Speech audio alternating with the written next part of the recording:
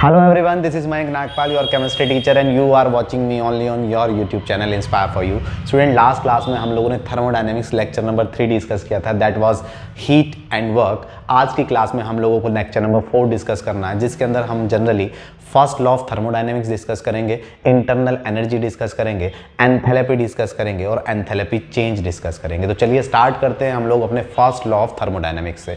तो चलिए first law of thermodynamics क्या कहता है या क्या होता है। तो हम लोगों ने फर्स्ट लॉ ऑफ थर्मोडायनेमिक्स से पहले मैं एक बार बता दूं आपको बात कि फर्स्ट लॉ ऑफ थर्मोडायनेमिक्स में हम लोग पढ़ते हैं conservation of energy. It is the conservation of energy, यानी first law of thermodynamics in short हम यही कह सकते हैं कि कंजर्वेशन ऑफ एनर्जी को फर्स्ट लॉ ऑफ थर्मोडायनेमिक्स कहते हैं।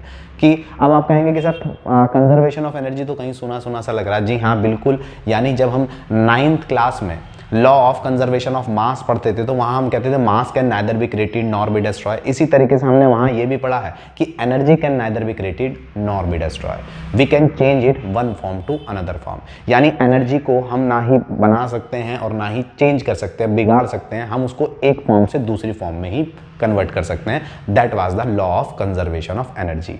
यानी ये बात हम लोगों ने अपनी छोटी क्लासेस में पढ़ी थी 9th में 10th में, लेकिन आज जब हम 11th तक आ गए हैं तो इसी बात को हम क्या बोल रहे हैं, फर्स्ट लॉ ऑफ थर्मोडायनेमिक्स। यानी conservation of energy he first law of thermodynamics कहलाती है। लेकिन क्या conservation of energy he first law of thermodynamics कहलाती है? तो हमने यही बात 9th में क्यों नहीं पढ़ी कि फर्स्ट लॉ ऑफ थर्मोडायनेमिक्स? तो वहां हमें थर्मोडायनेमिक्स का ABCD नहीं पता था, तो इसलिए हम थर्मोडायनेमिक्स वर्ड यूज नहीं किया था। तो in short conservation of energy is also called क्या कहलाती है, फर्स्ट लॉ ऑफ थर्मोडायनेमिक्स। लेकिन इस फर्स्ट लॉ ऑफ थर्मोडायनेमिक्स है क्या, एनर्जी का कंजर्वेशन। एनर्जी को ना चेंज किया जा सकता है ना रिमूव किया जा सकता है, यानी हम केवल एनर्जी को ना बना सकते हैं ना बिगाड़ सकते हैं, केवल एक फॉर्म से दूसरी फॉर्म में कन्वर्ट कर सकते हैं। तो क्या 11th लेवल पर भी हम क्या करेंगे, तो फर्स्ट लॉ ऑफ थर्मोडायनेमिक्स में जब हम 11th लेवल पर आते हैं तो हमारे पास एक फॉर्मूला मिल जाता है। फॉर्मूला क्या होता है तो वो समझिए। फॉर्मूला होता है कि internal energy del U is equal to del Q plus del W, यानी इंटरनल एनर्जी। यानी इन शॉर्ट हम कहेंगे फर्स्ट लॉ ऑफ थर्मोडायनेमिक्स के लिए अब हम स्टेटमेंट तो वही रहेगा कि energy can neither be created nor be destroy, लेकिन जब हम फॉर्मूला यूज करेंगे तो this is the first law of thermodynamics formula. यानी अब हम 11th में फर्स्ट लॉ ऑफ थर्मोडायनेमिक्स को, कंजर्वेशन ऑफ एनर्जी को कुछ इस तरीके से एक्सप्लेन करेंगे। और यहाँ डेल यू क्या है, तो डेल यू है यहाँ पर internal energy of the system, internal energy of the system. वहीं पर अगर हम बात करें तो हमारा डेल क्यू है heat given to the system, heat given to the system, यानी सिस्टम को दी गई हीट, प्लस डब्ल्यू क्या है, work done, work done on the system, work done on the system. This is the first law of thermodynamics. यानी first law of thermodynamics ये कहता है कि हर सिस्टम के पास अपनी एक निजी इंटरनल एनर्जी होती है, अंदरूनी एनर्जी। वो किससे मिलकर बनती है, वो किसका सम होती है, उस सिस्टम को दी गई हीट और उस सिस्टम को किया गया, उस सिस्टम के थ्रू उस पर किया गया काम के। अब बारी आती है कि अगर मुझे कहीं इंटरनल एनर्जी को इंक्रीज करना है, किसी सिस्टम की अगर हमें डेफिनेट जो एनर्जी है उसको बढ़ाना है, इंक्रीज करना है, तो आप दो तरीके से उसकी एनर्जी को इंक्रीज कर सकते हो। कैसे, यानी इंटरनल एनर्जी दो फैक्टर्स पर डिपेंड कर रही है। पहला change in heat, heat change में, और दूसरा फैक्टर क्या है यहाँ पे, वर्क डन में, वर्क डन। यानी अगर हम किसी सिस्टम की, कोई सपोज करते हैं कि हमारा सिस्टम है, एक गैसियस सिस्टम है या कैसा भी सिस्टम है, इस सिस्टम की अगर हम हीट में चेंज कर दें, यानी यहाँ टेम्परेचर बढ़ाना स्टार्ट कर दें, तो हम कहेंगे कि जैसे हम इसको हीट देना स्टार्ट करेंगे तो इसकी वैल्यू बढ़ेगी, और अगर ये वैल्यू बढ़ी तो ये वैल्यू भी बढ़ेगी, तो सिस्टम की इंटरनल एनर्जी बढ़ जाएगी।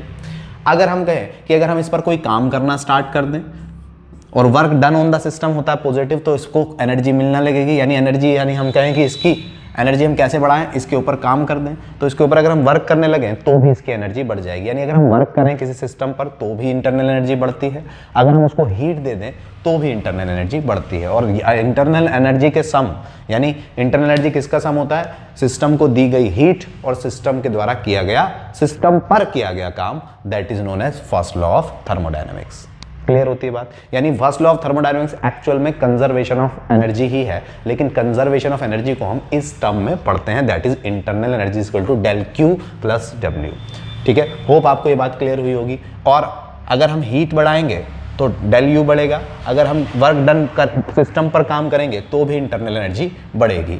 अब बारी आती है, अब क्वेश्चन आता है कि sir what is exact internal energy, यानी इंटरनल एनर्जी क्या होती है वो एक्सप्लेन कीजिए। चलिए स्टार्ट करते हैं इंटरनल एनर्जी को, कि इंटरनल एनर्जी क्या होती है। अब इस बात को समझते हैं।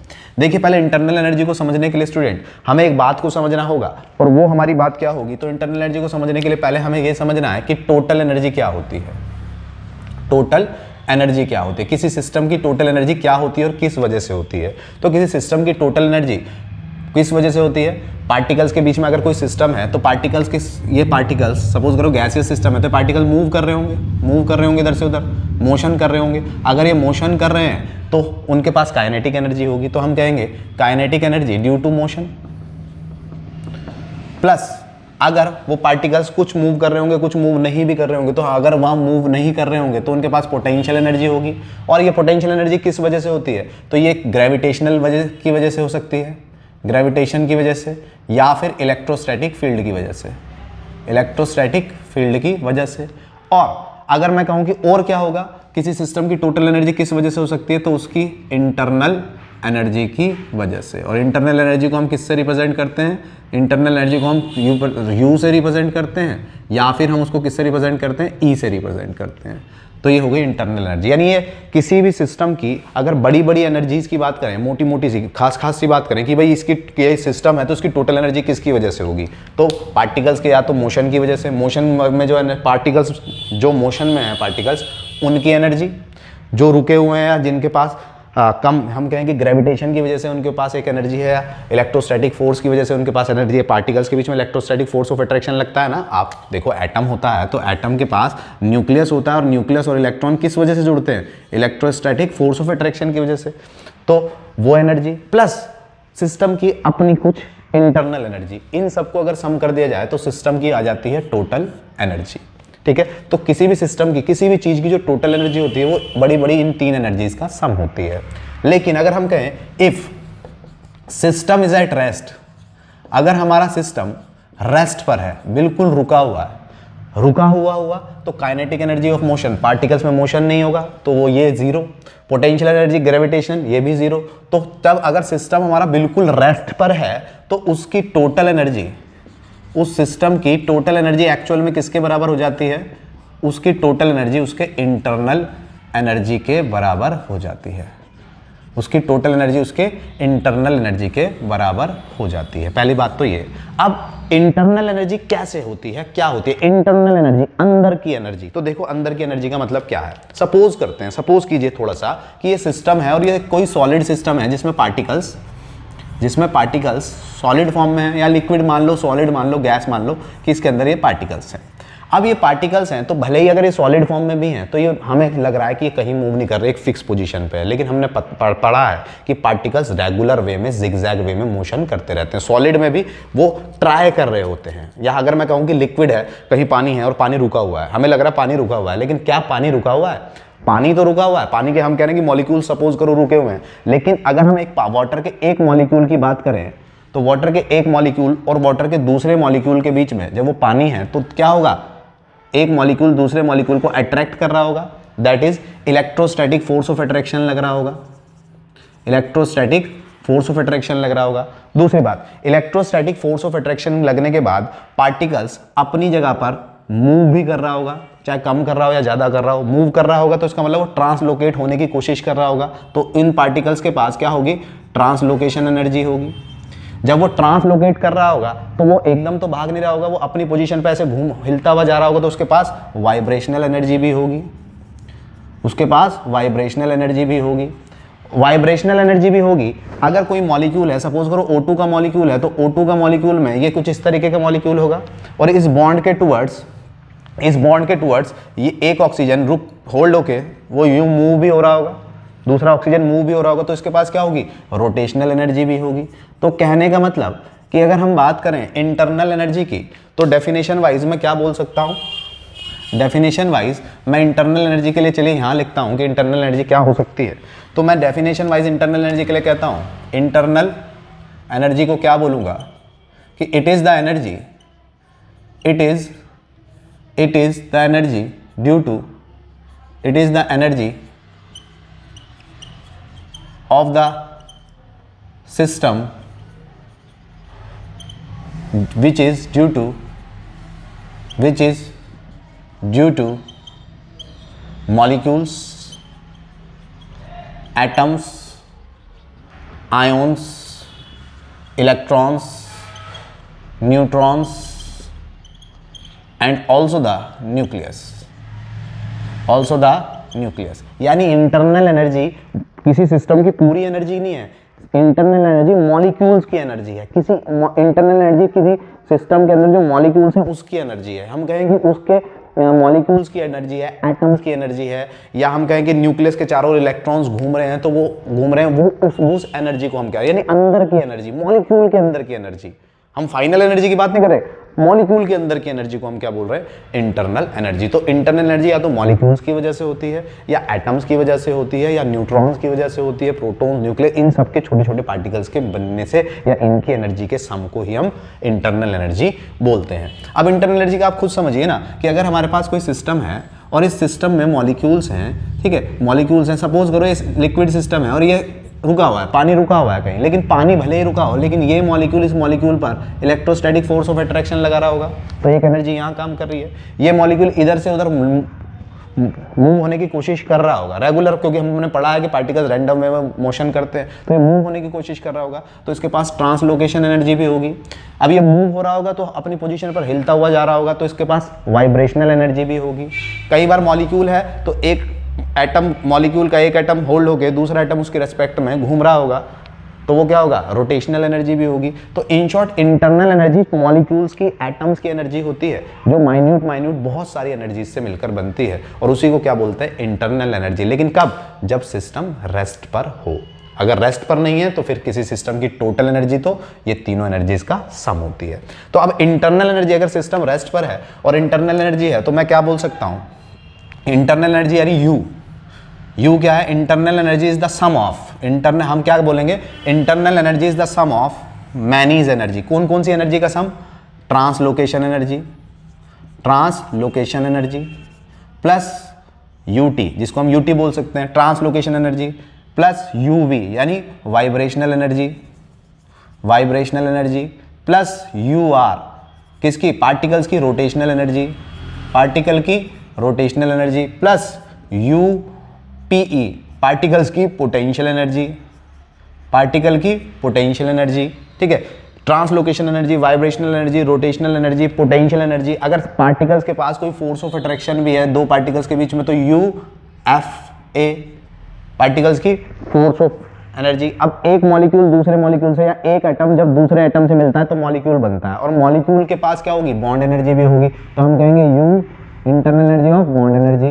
तो बहुत सारी एनर्जीज के सम को, इन सारी पार्टिकल्स, किसी सिस्टम के पार्टिकल्स, मॉलिक्यूल्स की ये छोटी छोटी बहुत सारी एनर्जीज के सम को क्या बोला जाता है, इंटरनल एनर्जी बोला जाता है, जिसको यू से या फिर ई से रिप्रेजेंट किया जाता है। तो internal energy is the sum of many energies, बहुत सारी एनर्जीज का सम होती है। कब, जब सिस्टम रेस्ट पर हो। और ये इंटरनल एनर्जी कब किसकी होती है, मॉलिक्यूल्स की, एटम्स की या फिर आयन्स की। उसके बाद बारी आती है बच्चों, ये हमने जब क्लियर किया तो बारी आती है कि क्या इंटरनल एनर्जी, किसी सिस्टम की इंटरनल एनर्जी को एग्जैक्ट निकालना पॉसिबल है। तो हम कहेंगे कि it is impossible to determine it is impossible to determine the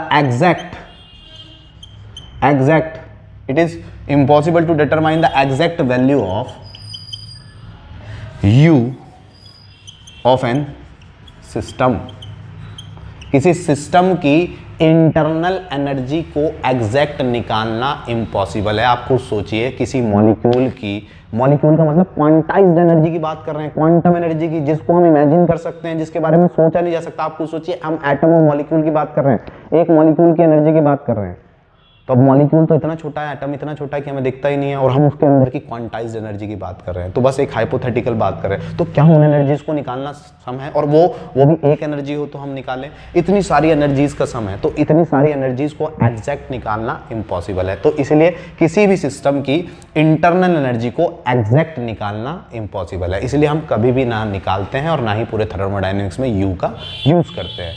ये क्या कह दिया सर आपने, यू का यूज़ नहीं करते, आई मीन यू का यूज़ करते हैं, लेकिन कैसे, हम किसी भी सिस्टम की अगर इंटरनल एनर्जी हमें फाइंड करनी होती है तो सिस्टम की इंटरनल एनर्जी कभी भी यू फाइंड एग्जैक्ट नहीं फाइंड कर सकते। हम इंटरनल एनर्जी कैसे फाइंड करते हैं, तो we can find change in internal energy, change in internal energy for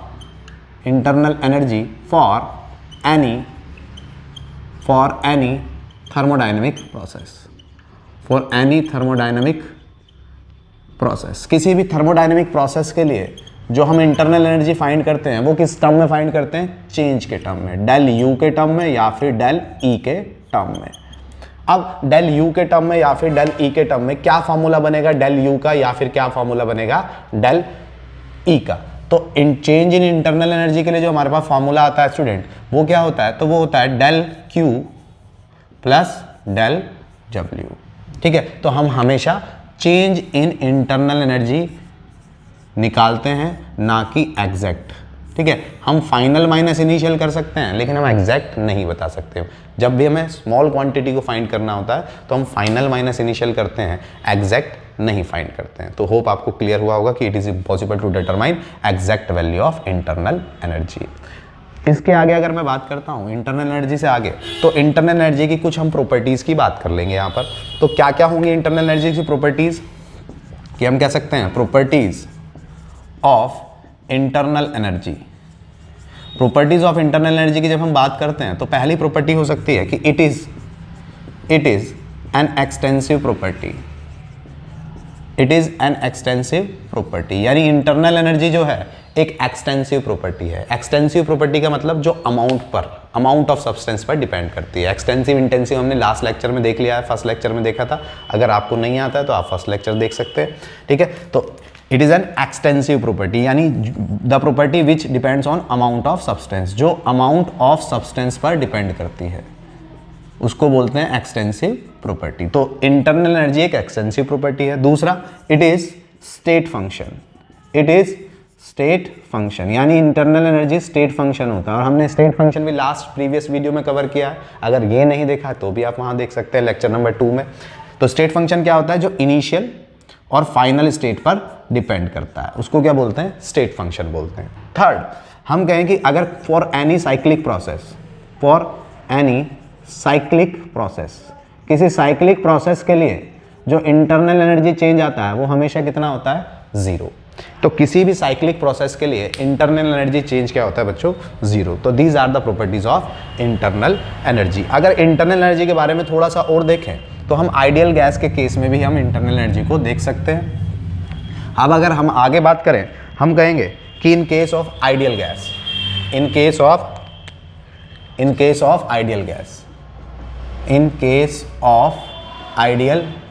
gas equation, अगर हमारे पास आइडियल गैस है और तब हम इंटरनल एनर्जी की बात कर रहे हैं, तो तब क्या होता है, आइडियल गैस के लिए इंटरनल एनर्जी के लिए हमारे पास फॉर्मूला होता है del U is equal to N C V del T. अब सर ये फॉर्मूला कहाँ से आ गया, तो ये फॉर्मूला मैं बताता हूँ यहाँ पर। ये क्या है, तो डेल यू क्या है, change in internal energy of the system, change in internal energy है। एन क्या होता है, नंबर ऑफ मोल्स, एन क्या होता है, नंबर ऑफ मोल्स। वहीं पर सीवी क्या है, this is too much important, that is molar specific heat at constant volume, molar specific heat at constant volume. और डेल टी क्या है, चेंज इन टेम्परेचर। सर ये सारी बातें सुन रखी हैं, इंटरनल एनर्जी आपने बता दिया, नंबर ऑफ मोल्स हम पढ़ के आए हैं, चेंज इन टेम्परेचर हम लोगों को पता है, लेकिन मोलर स्पेसिफिक हीट क्या है, तो मोलर स्पेसिफिक हीट और स्पेसिफिक हीट को हम नेक्स्ट लेक्चर में डिस्कस करेंगे। तो आप डरिए मत, नेक्स्ट लेक्चर हमारा इसी का बनेगा कि स्पेसिफिक हीट और मोलर स्पेसिफिक हीट क्या होती है। तो अभी आप केवल ये जानिए कि CV is the representation of molar specific heat at constant volume होता है। ठीक है, अगर मैं इसका डिफरेंशियल फॉर्मूला लिखूं तो क्या हो जाएगा, dt is equal to N C V du is equal to N C V D T. तो this is the differential formula for ideal gas of internal energy. और अगर आप थोड़ा सा और डेप्थ में जाएं तो हमें पता है कि CV इज इक्वल टू होता है F/2 R। अब यहाँ F/2R क्या है, तो मैंने कहा ना कि CV से आप कंफ्यूज ना हो, नेक्स्ट लेक्चर हमारा हीट कैपेसिटी पर CV में ही है, तो ये सारी बातें वहाँ भी आएंगी, यहाँ तो मैं हल्का सा आपको बता रहा हूँ। तो CV इज इक्वल टू वही molar heat capacity at constant volume. F क्या होता है, तो F यहाँ पर होता है degree of freedom.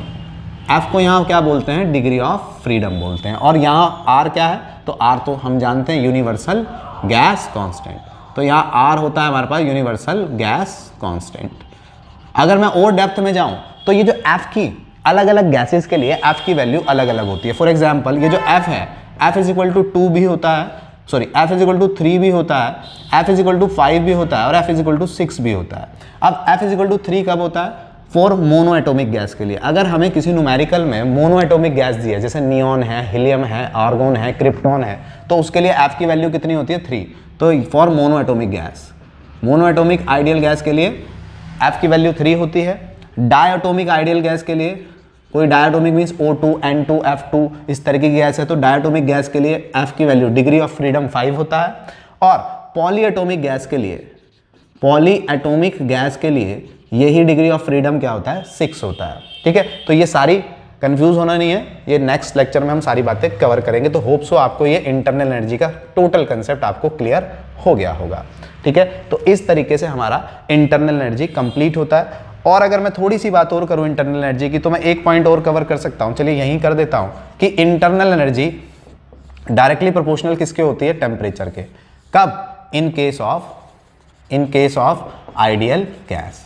Ideal gas के केस में इंटरनल एनर्जी डायरेक्टली प्रोपोर्शनल होती है टेम्परेचर के। मीन्स अगर हम टेम्परेचर बढ़ाएंगे तो उसकी इंटरनल एनर्जी बढ़ेगी, टेम्परेचर घटाएंगे तो उसकी इंटरनल एनर्जी घटेगी। तो होप सो ये हमारा सारा कंसेप्ट था इंटरनल एनर्जी का।